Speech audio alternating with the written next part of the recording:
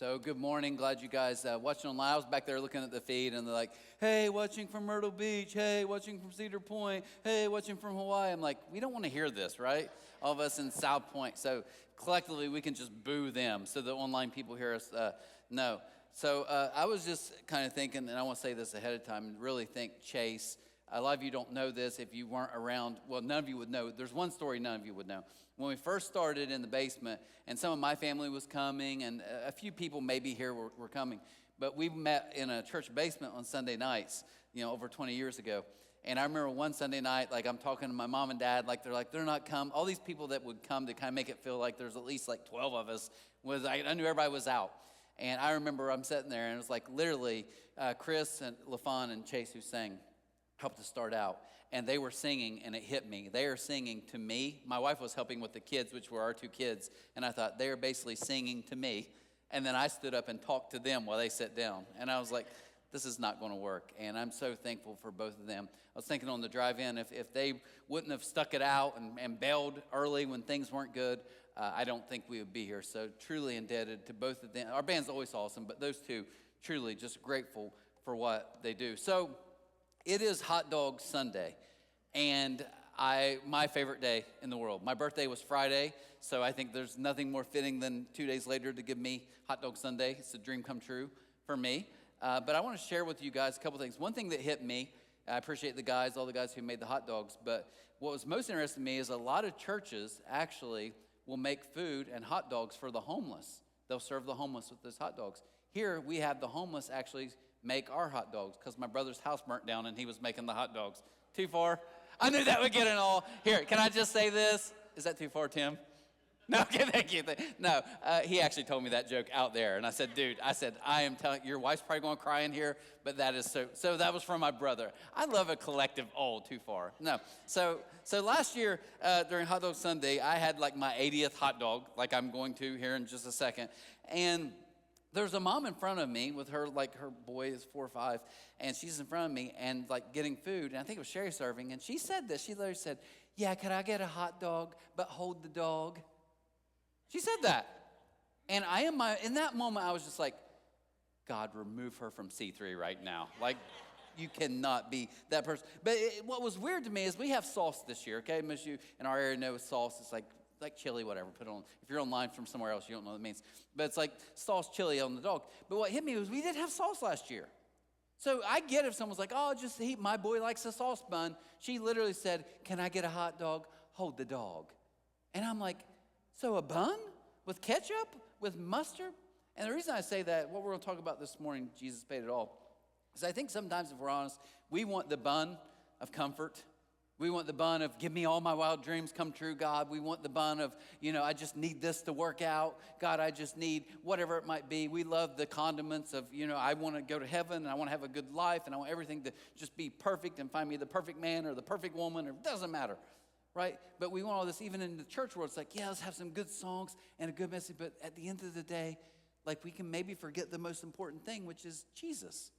See, you can't have a hot dog without the dog. I don't care what you say. It's just a bun. It's an empty bun at that. And I think for us sometimes here, it's like just making sure, and I know I harp on this and you guys get tired of me, but we talk about all the time, like we're all about Jesus plus nothing. Jesus not plus your efforts. Jesus not plus make sure it's not. All those are fine if you want to do it. But listen to me. It's all about him and nothing else. And I hope as long as I'm alive or can be part of this, when we walk in, people are like, you know what? A C3 may think they're called whatever, but we want to be about Jesus plus nothing. And I just wanted to tie that in because I love to talk about hot dogs and Jesus, and it was the perfect combination. Okay, so we're going to read a parable. I'm going to read just the first verse of it first, and then after that we'll kind of come back. But this is in Matthew 13. Jesus told a real quick parable. It's just 3 verses.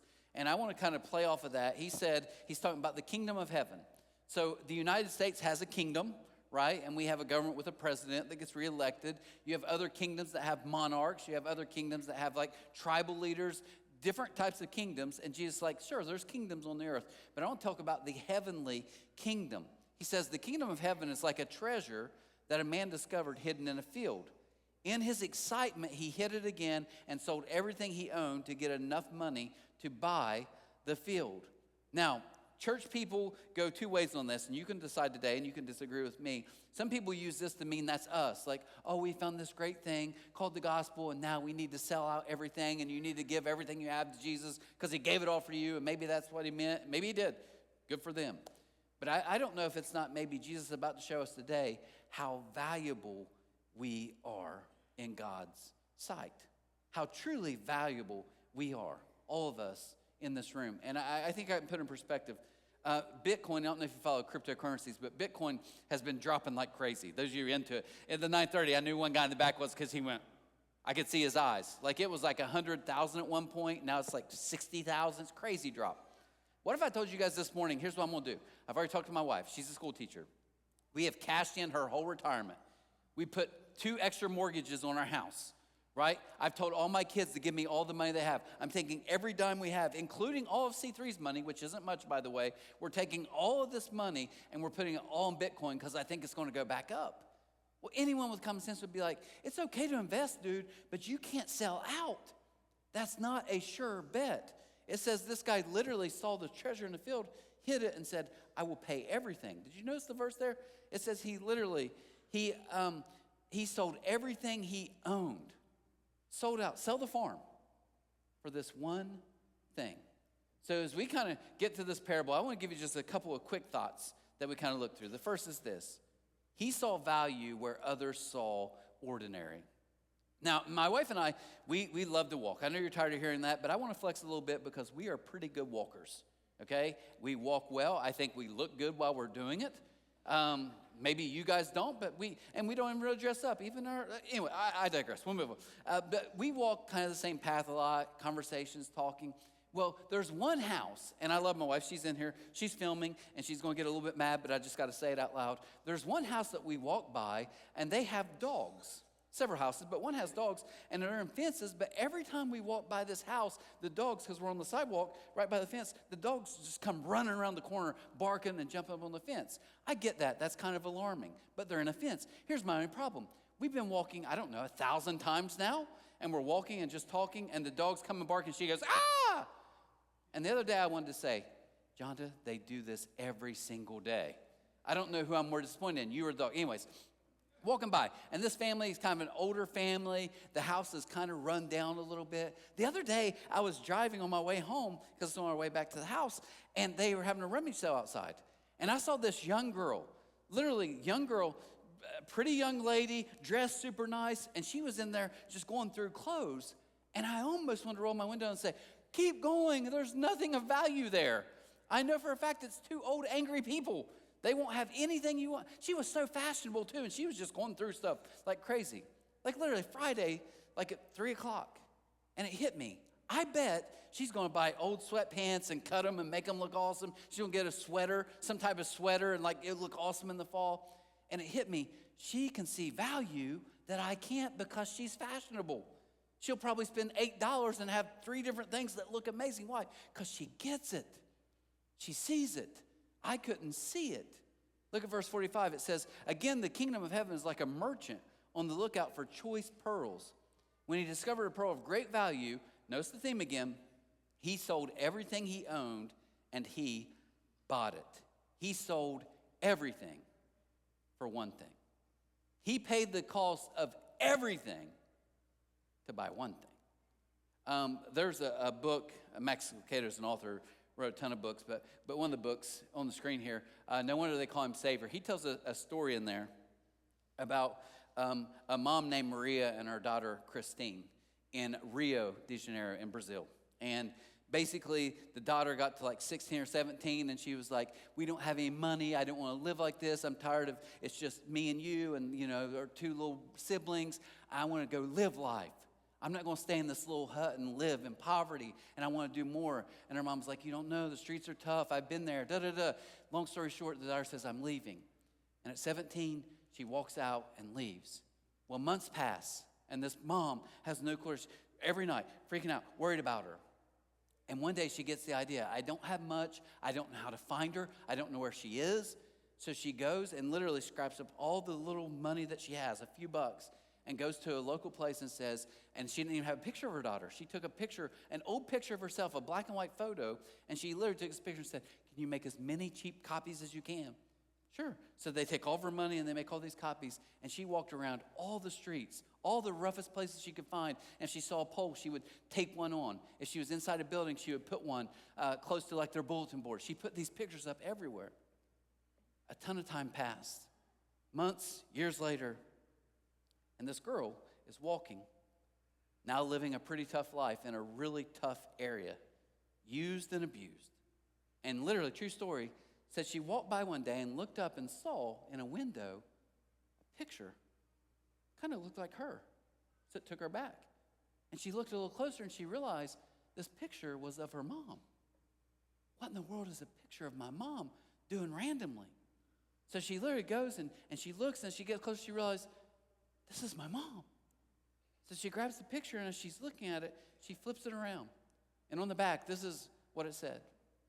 Whatever you've done, whatever you become, it doesn't matter. Please come home. That day, she came home. Why? Because she heard from someone who loved her more than she could ever imagine. I don't care. Here's the good news of the gospel. Ready? I don't care what you've done. I don't care what you think you've become. Because none of that is true about who you really are. I just want you home because I care that much about you. You see, somewhere along the way, I think we got to be careful because we start confusing what we do or what we struggle with who we are. We do. And here's the hardest thing. Once you think something's your identity, then you don't think you can get out of it. You feel trapped because you're like, no, that's just the way I am. I'll always be an addict. I'll always struggle with this issue. And the bottom line is, it's like, no, that's not your identity. That's just something that you do or you've done. And when we get that, I told you last week, when I learned that people aren't problems or projects, when I learned that, the last 10 years of this C3 has been the most fun of my life. It really has. Because when I looked this morning, as I walked out, before I said anything, I just glanced real quick at all your beautiful faces. And I thought, I wonder if you guys know how much potential and purpose God has for your life. I don't care if you're 70. I don't care if you're 7. I believe that. But you know, I thought, you're not projects to me. You're not a problem, even through your garbage and your tough stuff. You're simply people Jesus wants me to love. But can I tell you, there's also some bad stuff. Here's the bad part about my job. Last week, after it ended, a lady come up to me, an older lady, and she's going through a ton of stuff, and she's sharing some stuff with me in the middle of her telling me, and it really is. It's heartbreaking. It's sad. And she's maybe made some mistakes along the way. But all of a sudden, she started talking about the stuff she screwed up. And then she went on a tear about herself. I mean, horrible. If I would bring this lady up today, those of you who would know her, you would probably give her a standing ovation because you love her. She's that amazing. And she is literally ripping herself to shreds.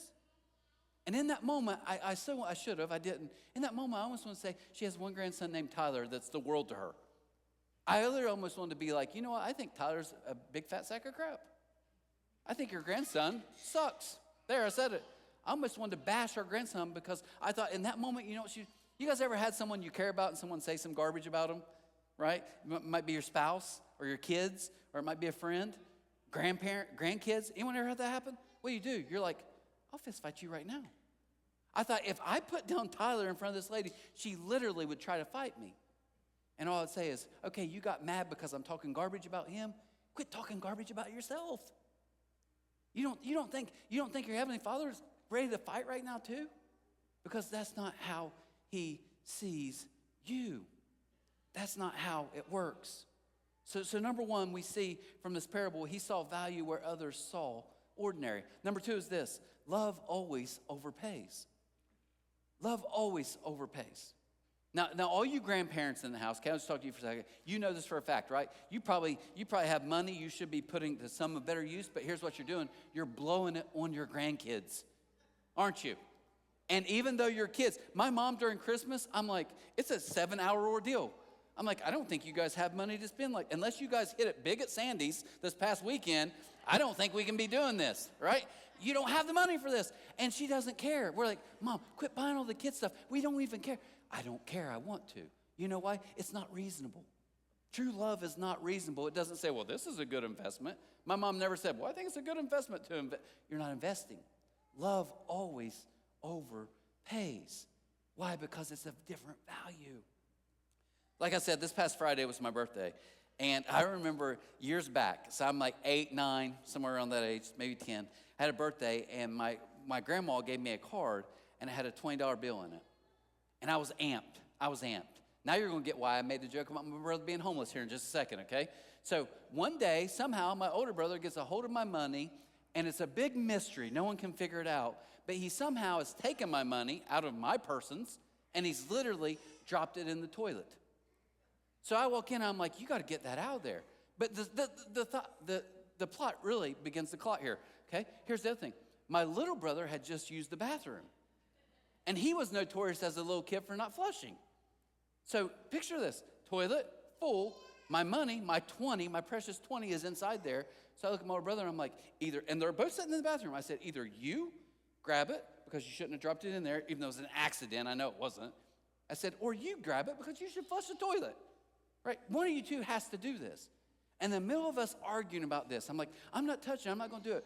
My younger brother has stomach issues. We should have seen back then. That toilet looked bad. Okay? It was rough. And in the middle of us kind of arguing back and forth, my dad just gets home from work, and he's working the railroad, probably hates his job, hates the mess. We're just always too much. And so we're kind of arguing, and he comes walking in. I'll never forget this. He comes walking in. He's like, what's the problem? And I'm like, well, I'm trying to get my kid.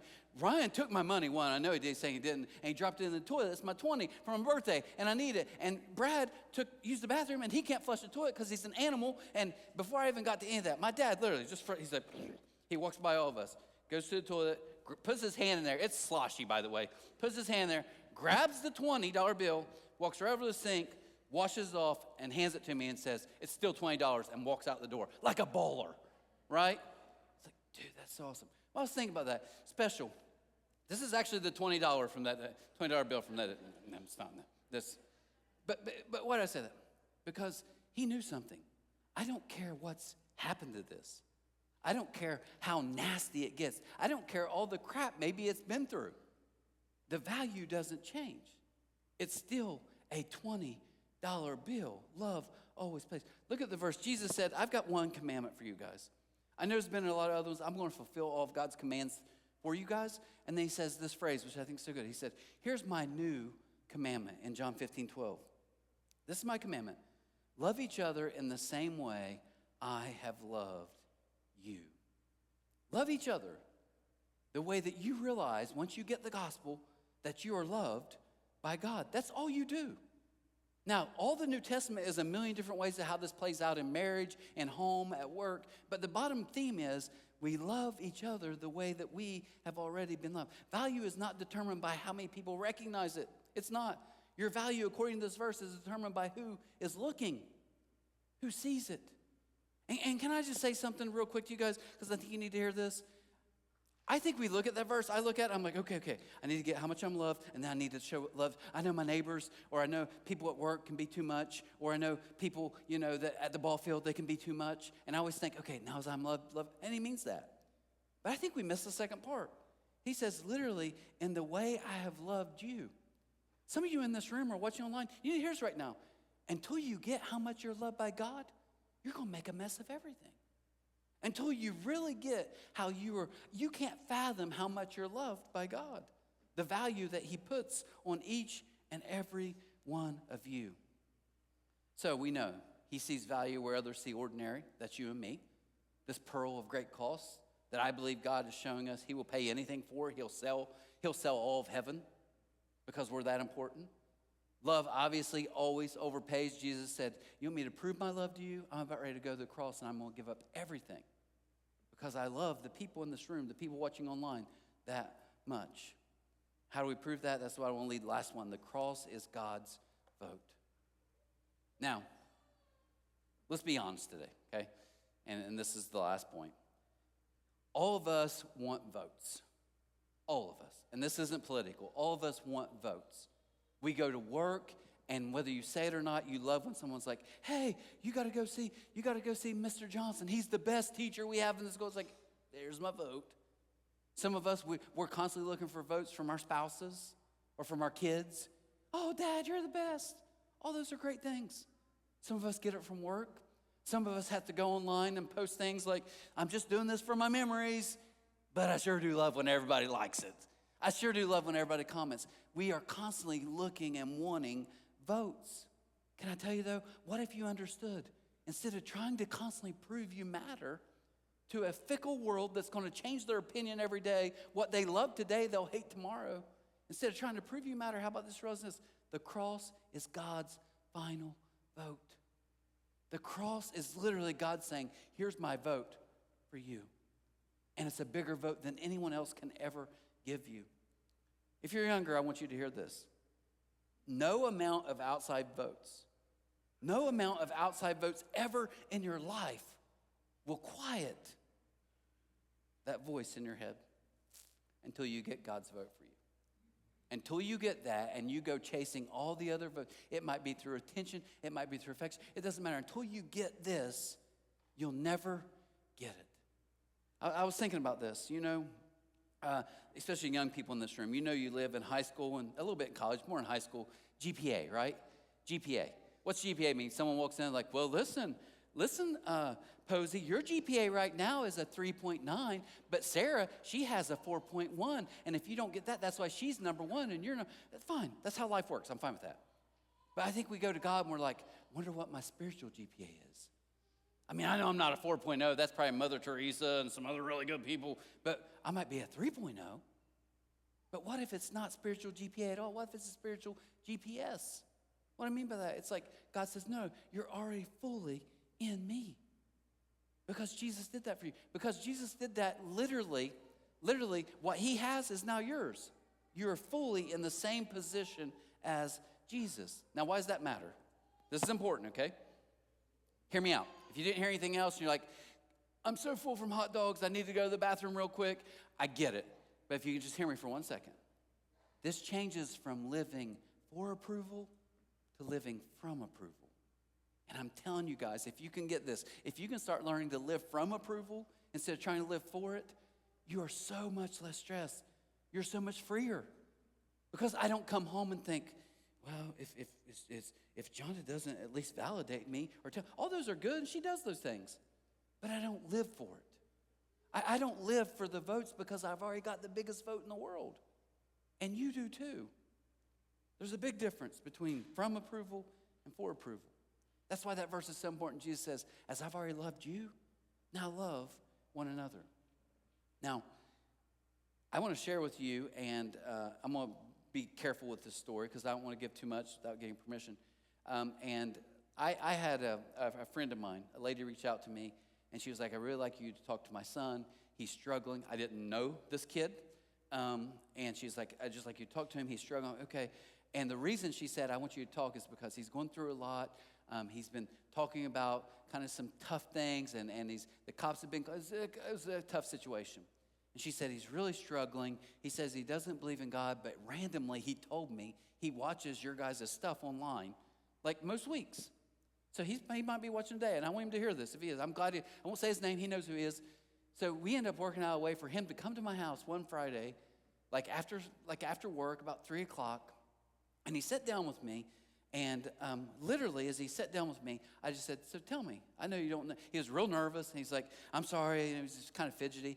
And I said, just chill. I said, but just tell me, man. Like obviously your mom and family are really worried about you. Tell me what's going on right now with you. Like, what's the big issues? And he said, job. I'm trying to get a better job. He said, I just don't want to work minimum wage the rest of my life. And he said, my girlfriend, there's issues with her and stuff's going on, and I wish, I feel like we might be breaking up. He gave through several things about his life. But in the middle of that, and I'm just kind of, this is standard, right? This is younger people, I get it. All this is real to them. Like, okay, that's big, it's big. And he paused and he said this. And he looked me right in the eyes. Now, he hadn't made eye contact with the whole time. He's just kind of going through the thing. He's kind of nervous. And he looks up at me. We're sitting on my porch, 2 chairs. And he looks right at me. God is my witness. This happened. And he said, honestly, I'm a loser. It killed me.